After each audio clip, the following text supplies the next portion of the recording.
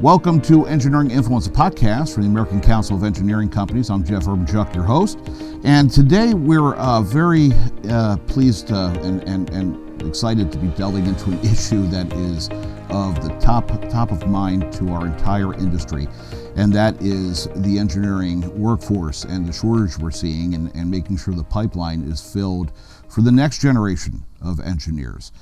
Now, according to the ACEC Research Institute, since engineering degrees peaked in 2019, they've dropped by about 10,000. Moreover, retirements have left us with an annual gap of 18,000 engineers, especially in core fields. This is something that is persistent. We're measuring it, and it is a concern for the entire industry. We're going to tackle in this conversation how to reignite student interest in engineering, while also competing with so many other fields that are competing for the talent and the thinking that goes into a lot of these degrees. How to meet expectations of the next generation, what the industry is doing now, what it could be doing, and looking how we can partner and partner with both academia and industry to solve the challenge. To help us answer the question and to delve into it, I'm joined by three experts. Morgan Mundell, he's with ACEC Missouri.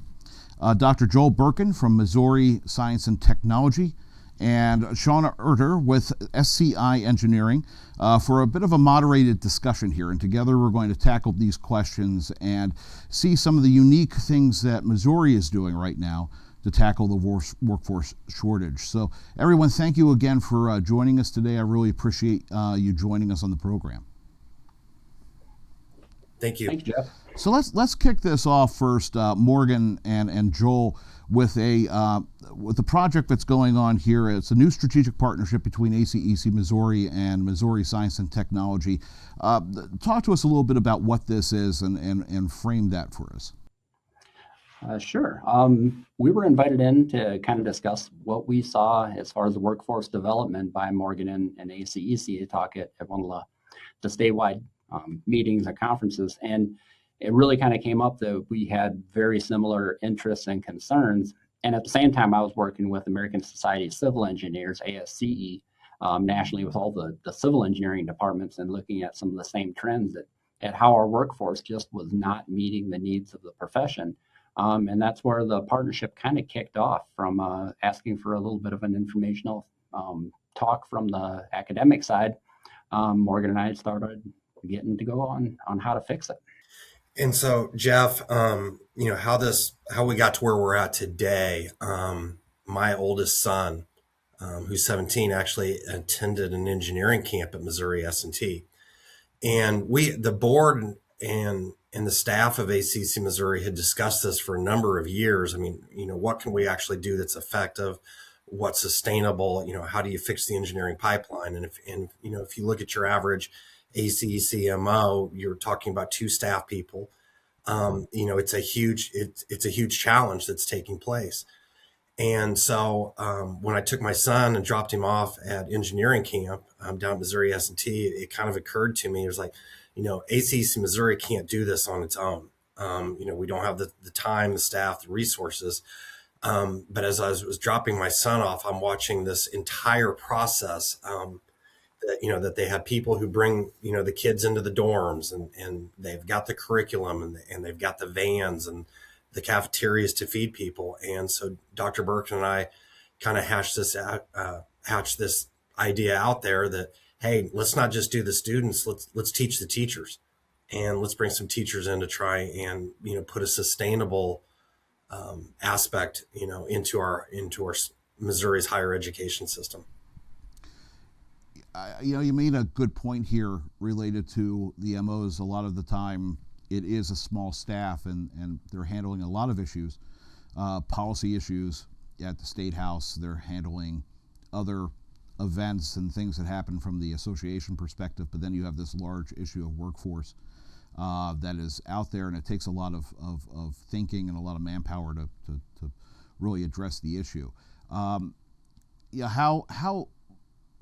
explain that a little bit more from your perspective as a member organization executive, and then also whether Missouri has any unique challenges that sets it apart or things that differentiate it from other states. I'm not sure that we have that much that's probably that unique Mhm. compared to other states. I mean, I talked to other MO execs, and the leadership of other MOs in other parts of the country, and this is very much a common theme. I think Missouri specific challenges. We have a very tight budget right now. We have cuts that are being proposed for some institutions of higher ed. And I think that other challenges are just with younger people today. There's so much more access to social media, to computers. When I was a kid, I certainly didn't have a phone that could pull up all the kinds of information that it does.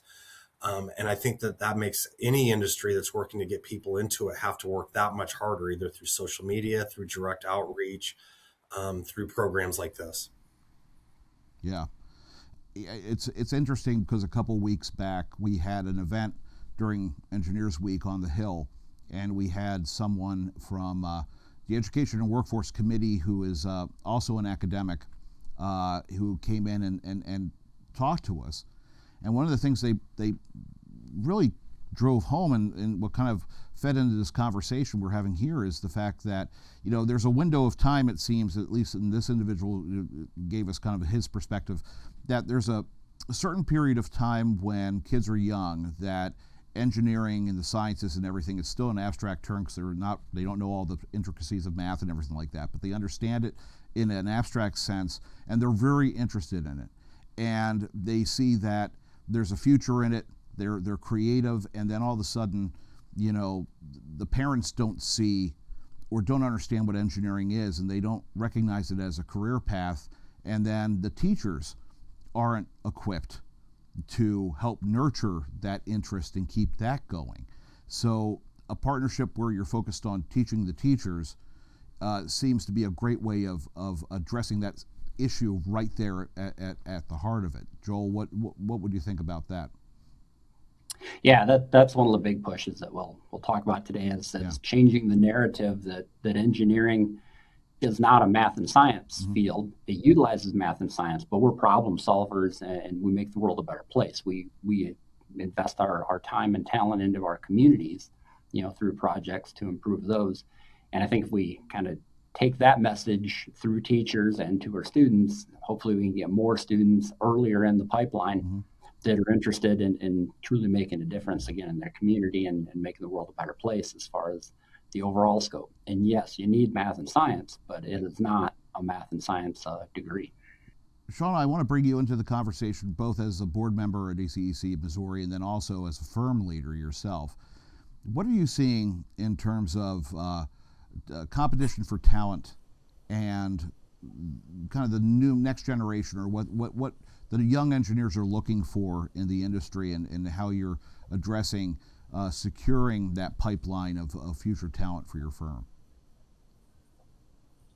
Yeah, absolutely. We're very excited about this program, and it really does kind of hit the heart of what is needed. I've been a part of speaking at middle schools and high schools and universities for years, and you can reach a student here or there.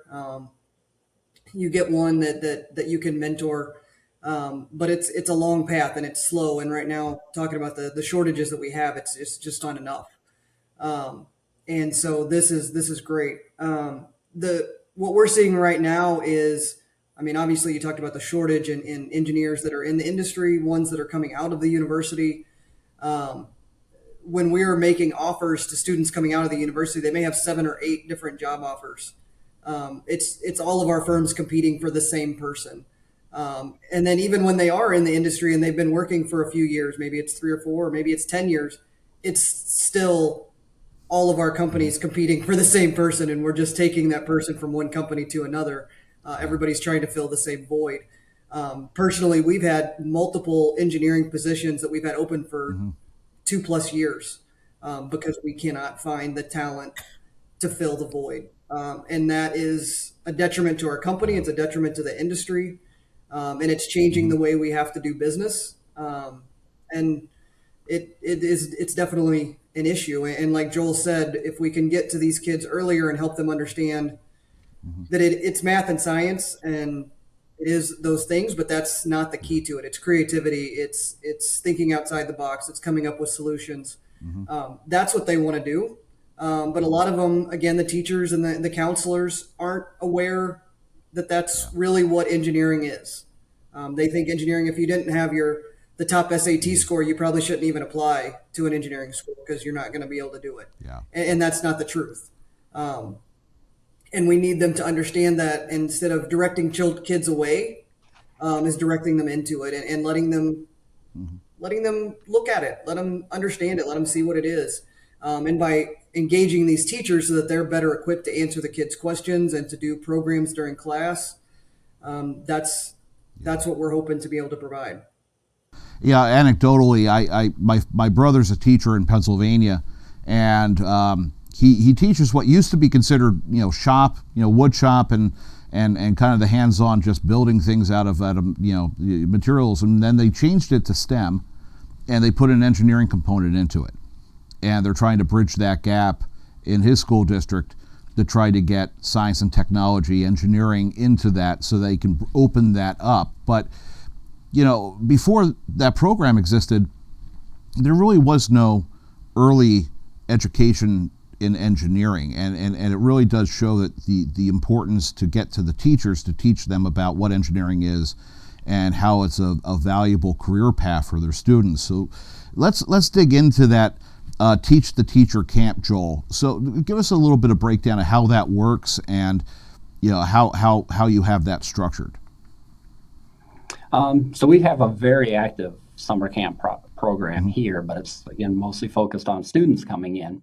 And the kind of concept that I think Morgan and I just chatted with over a discussion at one point was, why don't we get more teachers in? Because as they go back to their schools, they're going to be in front of tens or hundreds of students per year, and they can take some of that back with them. And then really the discussion got to, well, what do they take back with them? And we're a very unique campus. We've got 19 different or more engineering pathways on campus and degree programs. So we're looking at least 6 different modules that the teachers will essentially partake in, and they'll be focused more thematic than just a discipline program. So look at energy. Well, energy takes into it electrical engineers, petroleum engineers, civil engineers for the infrastructure, and more computer science and computer engineers for the control, so to say, and focus on those themes, and then say, you can have an impact on some of our greatest challenges as a student. But when the teacher takes that back, they'll have these modules, and they'll be physical, hands-on demonstrations of what engineering is in these themes. So again, environment, energy, materials, mechanics type of thing. And that will bring it into the classroom and make it real, hopefully early enough in the pathway where the students will get excited to find out more about those pathways to be impactful in some of our greatest challenges that we face, locally and globally. How are we going to provide power? Just using that energy as an example, how are we going to provide power to the state of Missouri? That takes a lot of professionals and engineers along the way. How do we provide clean water and sanitation for our big cities? How do we have infrastructure and transportation? And those are all more than just a degree. It's an entire profession. So the better teachers can understand that profession and all the different pathways to get there, and the contributors, the better we're going to be able to get students more excited about this, and again, broaden that pipeline so that we've got earlier connection to students and more students on that path. Because right now the number of graduates in the country is dropping. Missouri is on the lower side of that, as far as we're going to lose more high school graduates, and fewer of those students are interested in engineering overall. So we've got to turn the tide. We've got to change that message and get students excited about it early, and stay on that path and get more in that pipeline. Yeah, and Jeff, you asked a little bit about the difference in how do you keep those students engaged, and Morgan talked about his son. My daughter is actually graduating from Missouri S&T in May, and so I was able to watch her path and her progression, and the questions that she would come back home to me, even when she was in middle school and high school, and gave me a clear understanding that the teachers and the counselors didn't really even know what direction to tell them. They didn't understand enough to answer her questions. So I was lucky enough to be able to go in and talk to her friends and her and some of them about that. But not everybody's going to have that opportunity. And here, what we're doing is giving the teachers that ability to be able to answer those questions and direct them. And really what I've seen through her progression and the students that we've hired, I would say over the last 5 to 10 years is the real difference that we can see is these students don't just want to do the work and go home. They don't want to just take the paycheck and then go do something else. They want to change the world. They want to know they're making a difference. They want to know they're making the world better. And so part of our goal is to help them see how engineering does make the world better and how it changes it and how being a part of that profession is really what they're looking for. You know, we hear that a lot. I mean, we always hear that the younger cohort coming in, it's that change. They want a mission. They want to feel as though what they're doing has value beyond themselves. Few professions offer that, like engineering. The fact that you can have a tangible benefit in the community in which you live, the fact that you can actually help design systems and things that will outlast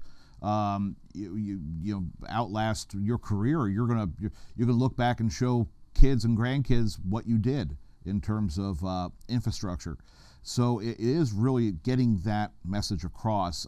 Morgan, I mean, with this kind of a program, and Shauna kind of alluded to it, you know, it's a great opportunity for our member firms to go in and actually help solidify that message. How has this shifted the way that you might encourage firms to engage with teachers and with school programs? Well, I think that that was one of the selling points when we first discussed the program was, you know, this is an opportunity for your firm to not just increase, you know, the engineering pipeline, but you're supporting your local community. You know, and to have the opportunity to go in for a member firm and talk to their school principal or their school superintendent and say, my firm wants to sponsor, you know, one of your teachers to go do this.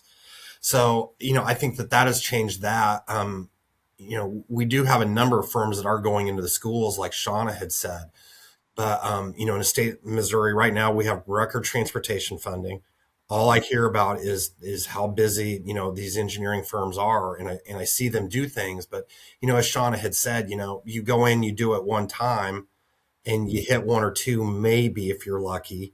You know, how sustainable is that when everyone is as busy as they are? And so we've tried to, you know, kind of change the narrative in Missouri that it's not just about going in and you know, talking to students. We know you're busy. We know you've got a lot going on.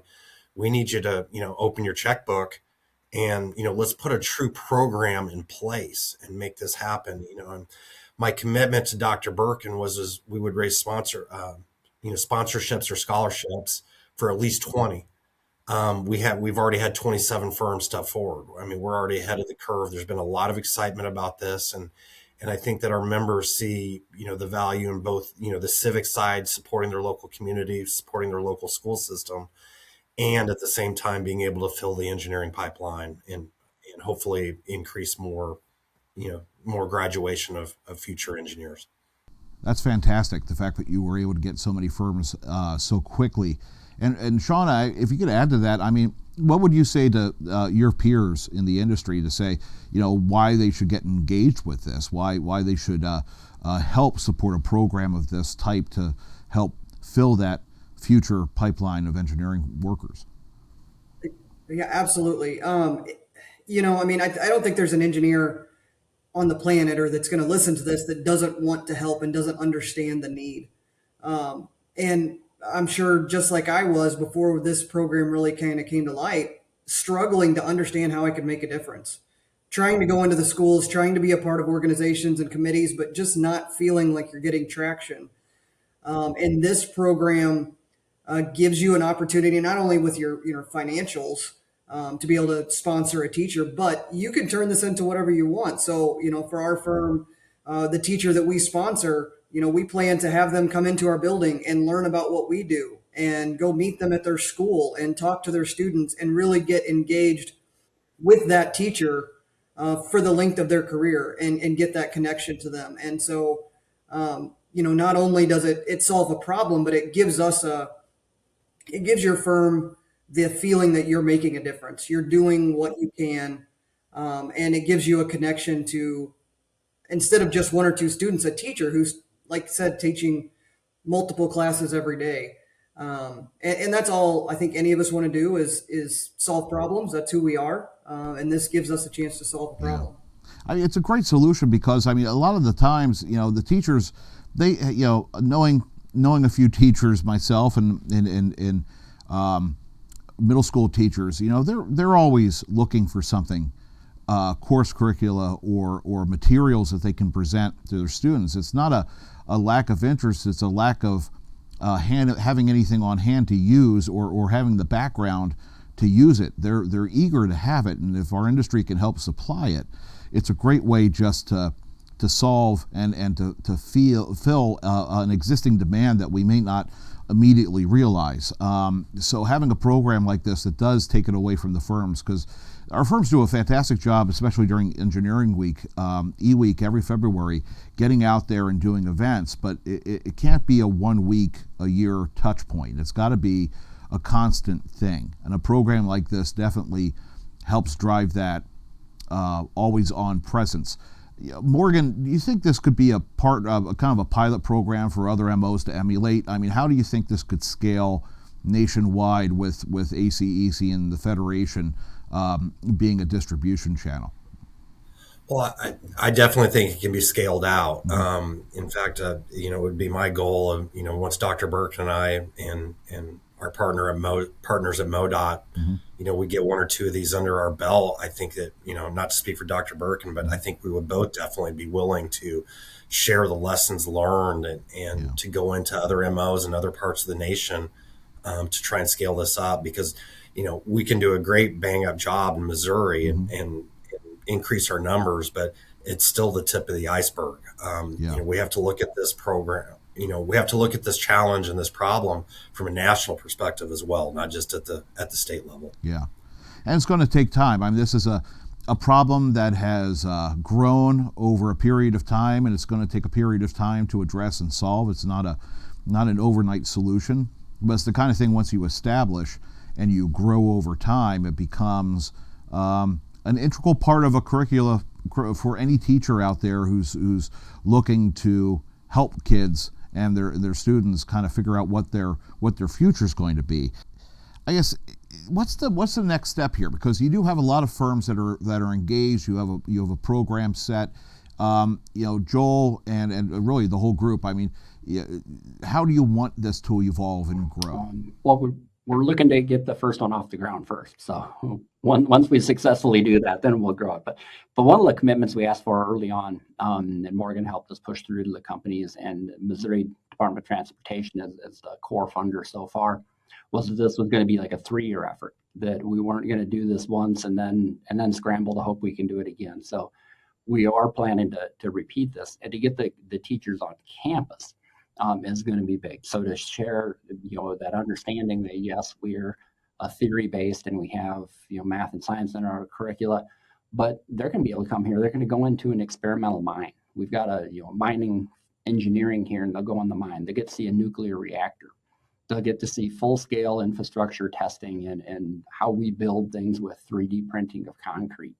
And to see that breadth of campus and really get a touch for that, and learn how green infrastructure, how we build better cities through green roof technology or other water management systems in urban settings and transportation, that's going to make it a lot more real. And we've got fields from everything from architectural engineering to biomedical to nuclear. So it's going to give a little bit more breadth to that feeling as well. And then really translate that to how that leads to protecting our citizenry and improving the lives of our community and the world. I think that's the core message, that we want to get teachers to have that. And hopefully it grows, that this cohort isn't just the only ones, that they take it to others in their schools. And then we get another cohort in the next year that really kind of get that across. And I'd echo what Shauna was saying, that this is our goal is to hopefully have some engineers connected to each of the teachers that are here that then bring it into their community, so that the students and the high schools can say, yeah, these are people in our community that are doing this. This isn't something that's off just on one university campus or somewhere that's distant to us. This is local. So acting locally and impacting globally is one of the messages we really want to get across there as well. And our hope is that long term, we can see this grow, that it's not just the people that get to go through the program, that it helps inoculate, so to say, that spirit of interest, and that the kids are inquisitive and curious about what they can do in their world. And then once that happens and you've got talent, great things will follow up from that, I think. From an industry standpoint, Shauna, I mean, how would you like to see firms across the state become more involved and hopefully grow along with this program as it matures? Yeah, we would love to see, again, really just the engineers and the firms getting connected in to the schools and to those teachers, and bringing them into their buildings and showing them what engineers really do. They're going to see a piece of it from the campus and all the amazing things that Missouri S&T does, but then to see how that relays into real life and in the plans and the projects that we're working on, and really get to know the teachers, so that the teachers have someone to ask questions. And that's really what, at least for me personally, I want to make that connection and that relationship with those teachers, so that they have someone they can ask, hey, could you come in and talk about this? Or I had a student ask this question and I don't know how to answer it. What should I tell them? That they have that outlet, and they're comfortable with that. And that would be our goal, is that, each one of these companies is making that connection. And at that point, we're connected to most of the school districts across the state, and continue to spread that. And we're giving these teachers the support that they need to be successful. Mm-hmm. Absolutely. And Morgan, from a member organization perspective, I mean, how would you like the Federation to support you in this? I mean, what would your hope be for helping to get this going and growing, and how ACEC National or the larger group of NACE, which is for those who are not aware, the kind of the group of member organizations within the ACEC Federation, how they could to help support it. And then also, you mentioned at the outset of the conversation, kind of working first with ASCE, strategic partners beyond ACEC. What other organizations do you think might be good to bring in over time? Well, Dr. Birkin had already brought up ASCE. Obviously, they could be a great partner. And I know he's working with a couple of other organizations. I think as far as the Federation is concerned, I mean, again, going back, once we learned some lessons and taking this, now we're very lucky in the fact that we have Missouri S&T in Missouri, which already has these programs of processing groups of people through cohorts and classes. Not everyone is going to have that, that ability or access to, that type of infrastructure with, dorms and cafeterias and whatnot. But, helping other MOs, try and set up even similar programs, to try and teach the teacher. 3 years ago, we donated $7,500 worth of STEM kits to high schools throughout the state. And the teachers were so excited to have this classroom material that they could use. And that was one of the very first things that Dr. Birkin and I had talked about was how, teachers do a lot in America. And, you hear the stories about teachers spending money out of their own pockets on classroom materials and cuts to local education. If we can give that $250 bridge building kit that's super cool and give that to that teacher, and have that teacher take it back to their classroom, that's just a step ahead of where we would have been, 12 or 18 months ago. Yeah, this is I agree 100%. I mean, I know that from experience, just watching kind of source materials or try to figure out different ways to fill areas of the curriculum with hands-on experiential things. And this is a great example of ways that as an organization we can put thought to action, and we can actually reach out and supply local schools with materials to help start the process of getting this part of the educational process in the school year. It would be great to check back, of course, and see after the program gets has its footing, and you have some lessons learned to kind of see exactly what those lessons are, and to kind of touch back on this conversation to see where we are down the line. I do want to look at the industry and kind of look at what needs to happen to kind of change the way that we attract people, or at least we shift expectations of what the younger generation of engineers are coming in to what they're expecting in terms of culture, in terms of expectations. Shauna, from your perspective, is the industry doing enough to kind of change with the times, to adapt to demands of hybrid work, or more focused on technology and that culture of having a direct impact early on in the roles at engineering firms? I mean, how do you think the engineering industry is doing in that regard? To be honest, I really feel like they've done incredibly well. I mean, they were hit with it very quickly, and had to change very quickly. And we all know how much engineers love change. So that it was not not the easiest thing for us. But to look at where we were in, say, 2019 and where we are now, with just the way these companies are run, the flexibility, the hybrid work, the attention to family first, and the ability to let these students and young engineers be a part of the community and get involved in organizations and get out, so that they are seeing their purpose. I think they've done incredibly well. Now, we're never going to be done. It's always going to be changing. Every generation that comes through, it's changing a little more, and we have to keep adapting. And sometimes the pendulum swings really far one way, and you need to come back a little bit the other. But I feel like as an industry, we've done really well trying to listen and understand the differences. And again, when you look at the industry as a whole, we've got so many different generations, and they're all trying to work together. And they all have completely different ideas about what a workday is and what work-life balance is and all of those things. But I've been extremely impressed at how well they've all worked together and tried to listen to each other and adapt to those changes. So I'm excited for the future and where they take it from here.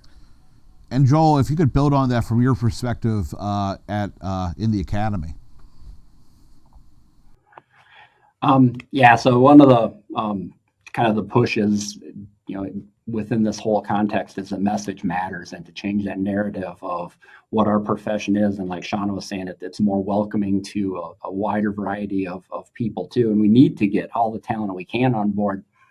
And it kind of harkens back to, when I was starting school, more than a year ago, one of the contexts, freshman class was look to the left of you, look to the right of you. And what was one of you is not going to be here by the time we get to the end. It's almost like a washout, like an honor to get to the end. And now that message is look to the left of you, look to the right of you. Now you three need to go out and get 3 more people and bring them back to the room to build the workforce we need. Because as we've gotten more technological, we need more engineers. We've got more challenges.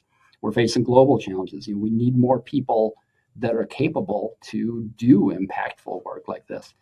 So that message that yes, engineering is far more welcoming than I think the traditional vision was of the profession, and trying to get more students. And one of the pushes we've had is to try to find more talent that maybe didn't have a teacher who encouraged them to get into engineering, but they're talented enough. And if we can give them, a stepping stone to say, you didn't get the support you needed through your high school, through your community, but let's get you into a program that you take a year and you get ready to jump into a Missouri S&T or to a hardcore engineering school.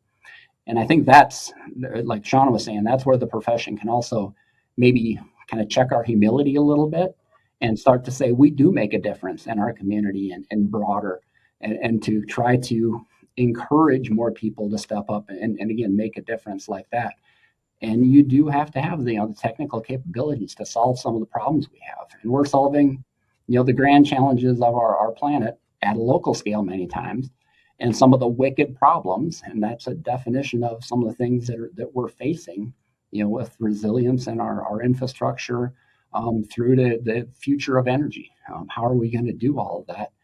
We need more people. We need to change that narrative and the message that if you have talent and you have interest and you have drive, bring it, and we'll get you there as an academic field then to give you the skill sets and the knowledge you need to do some great things. Well, that's a great way to pull it together, Joel. I want to, before we'll wrap up, I want to make sure that we didn't miss anything. Is there anything else you want to add about this partnership and kind of the impact that it's going to have on the state of Missouri and the workforce there? I'll take a stab. I think just building off what I just said about expanding the message. It is great to see this partnership that through Morgan and ACEC, we're getting this message to engineers across it, but also the boardrooms to say that we need to, as companies, kind of own this and really step up and do that. And to see Shauna on there as one of the leaders and an alum and a mom of one of our students here, we see that bridging that goes across that to say, yes, we're going to get more talent in the pipeline and meet the needs of our society and of our profession. Morgan, Shauna, anything to add? I think that simply presenting this program and process, I think that it makes people like Shauna and as Dr. Bergen said, the boardrooms really see this opportunity and they think, wow, they're once again reminded we have a problem and the problem has to be fixed. And to dedicate time and resources towards actually fixing the problem, it's so easy, to lose sight on a daily basis because you come in, you've got a project on your desk or you've got a project team meeting that you've got to take care of. I think this is one of the reasons why we have trade associations, to support industries is for, people like myself and my staff to come up with ideas like this to help support Dr. Birkin and form a coalition the way that we have in Missouri to help address this issue and this problem. Absolutely. And like I said, from our standpoint, being one company going out, trying to make a difference, you almost feel like you're hitting a brick wall over and over again and you've tried and you're not getting there. But then when you bring all of our companies together through this organization to say, hey, we have a problem, let's solve it together. Instead of each one of you trying to do little things on your own, let's solve it together. And we've said it a million times, nothing engineers love better than solving a problem. So you put it in front of us and all of a sudden there's an idea where it's not just us, but it's the entire industry working together to solve a problem. And I think that's why you've seen so much excitement and so many companies jump on board so quickly. They're excited to change the future. And it is great to see three organizations, both ACEC Missouri, Missouri S&T, and of course our engineering industry within the state of Missouri addressing this issue. And I'm very pleased to have been joined by Morgan Mundell with ACEC Missouri, Dr. Joel Birkin with Missouri S&T, and Shauna Erger with SCI Engineering in the state of Missouri. And again, this has been Engineering Influence podcast from the American Council of Engineering Companies, and we'll see you next time.